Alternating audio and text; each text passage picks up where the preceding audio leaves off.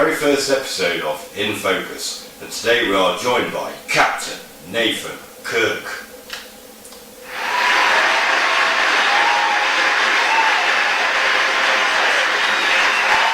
How you going, Nathan? Good to see you. Yeah, there was a really nice reception from the thousands of people crowding to see this interview. Oh, we'd like to get him in for you, mate, you know what I mean? Right. Well, basically it's this Fighter Focus, so we want to know a bit about you. Where did it all start for you, Nathan? Well, I don't know if you've been told the story about the birds and the bees. We're talking about boxing. Right, got you. So I started off as a kickboxer when I was about 14. I'd broken my leg and I decided I wanted to get in shape, strengthen my leg up, and I got into kickboxing because I had a friend who had a great body, six-pack a lot, and I wanted that. So I started there in Long Eaton at Gladiators Gym, and then 2 weeks later I was competing and got hooked on the fighting scene. And then over years and years I competed in mixed martial arts, K1, Thai boxing at a decent level, and then I got an injury. I snapped my thumb off in a competition fight, and I had a couple of years out. Started training with a different trainer, and he took me up to Scott Kalo for some sparring, and I had no idea that it was a professional boxing trainer and manager, and we got talking, and now here we are. Some time later. Yeah. How many fights you had now? I think it's 12 with 4 losses. So 12 wins, 4 losses. Yeah, 12 wins, 4 losses in the professional boxing game. Overall, including all my pro MMA, Thai boxing, I've had just over 100 fights. So yeah, that's good going. Very few brain cells. Did you win any titles then in your kickboxing career? Yeah, I won the Midland Championship belt, and I also won the English title. I fought for a few others over the time period, but yeah, it was a really good level at the time. But I think that was when Jean-Claude Van Damme was popular. Was he your idol then, was it? Oh, I can't tell you how many times I watched Bloodsport and Kickboxer. I had a few films I watched over and over again. We won't mention that. Right, so how did Captain Kirk come about then? Obviously your name's Kirk in anyway, but yeah, so how did it come about? Well, essentially I was originally Nathan the Hooligan Kirk. Right. Many moons ago. I was wrongfully arrested for criminal damage after a football game. There were some louts on the bus and they basically arrested everyone, and that made me late for a fight. I was due to be fighting, and because I got released from the cells and stuff, with no charge, might I add. Yeah, so that joke, they nicknamed me the Hooligan, and I'm the least hooligan-like person I know. I didn't like that after a while, especially with the boxing scene, and everyone expects a nickname. So Captain Kirk, I teach sport, I'm into that, and you know, James T. Kirk, why not? So you just went with it? Yeah. It is funny when you get called out and they say Captain Kirk. I do see a lot of people laughing all around the arena, you know, it makes people giggle, makes people smile, so pretty good. Yeah. That's what it's all about, isn't it? Right, you already mentioned Scott Kalo. Was he your manager? Is he also your trainer or just manager? Originally I think he wanted a pet project, really, to be honest. He had a couple of lads that he managed anyway. He didn't really train too many of them, but he basically saw a bit of a fighter in me. I think his exact words were, I can give you boxing brains, but I can't give you balls. Yeah. And balls you've got, so why not?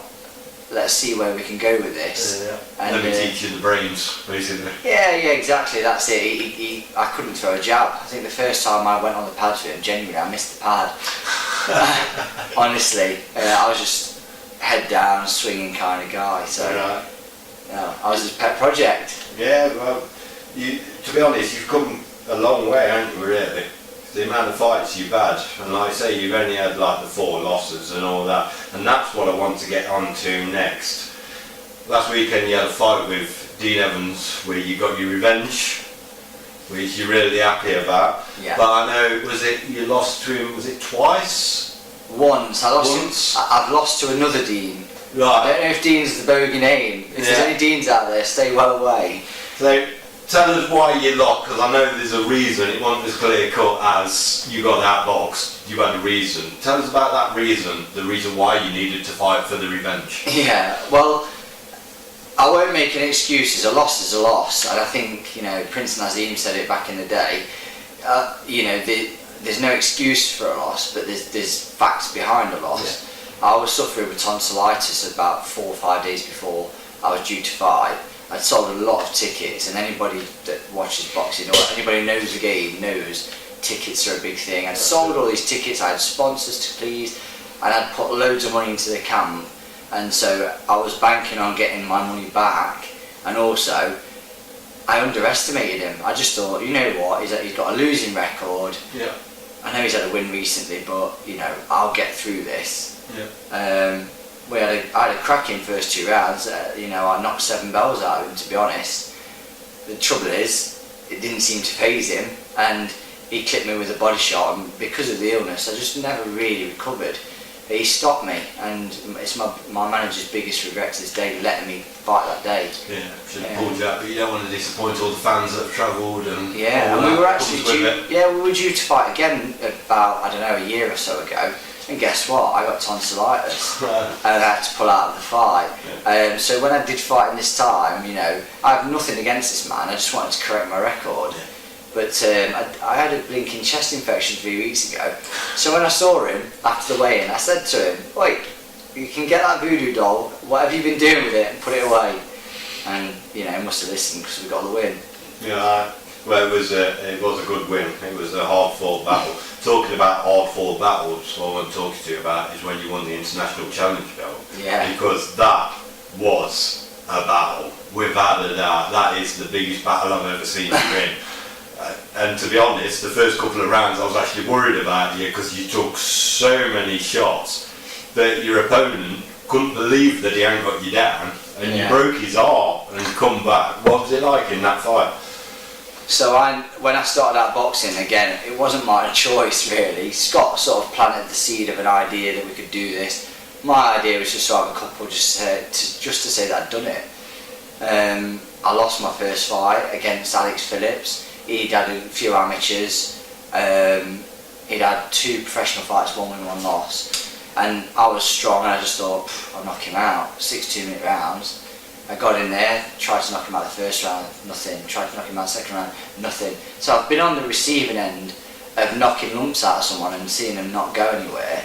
But yeah, it is what it is. I got into fighting because I was a fighter. But when you've got a crowd in front of you of hundreds and hundreds, because again, Your own crowd as well. Yeah, I never thought I'd be fighting for any sort of belt. I know a challenge belt is more of a stepping stone belt. For those in the boxing world, they know that for want of a better phrase, it's a low level belt. But it's a championship title. It's the key to the door, and it's something that looks good. And to be fair, I don't think that belt did that fight justice. I felt like it was a world title fight at the time. It played out like that. It was a real scrap. That was. Well, I could hear my mum crying, and I could hear my sister crying, and I could see my wife. Well, not wife now, but I could see them crying in the crowd. And every time he hit me, my head went back. It was just really dense and stocky, and he kept looping these shots in. And every time they found it was like a homing beacon. But the roaring crowd at Bingham Leisure Centre, there must have been 800 people there, and like I say, most of them were shouting for me.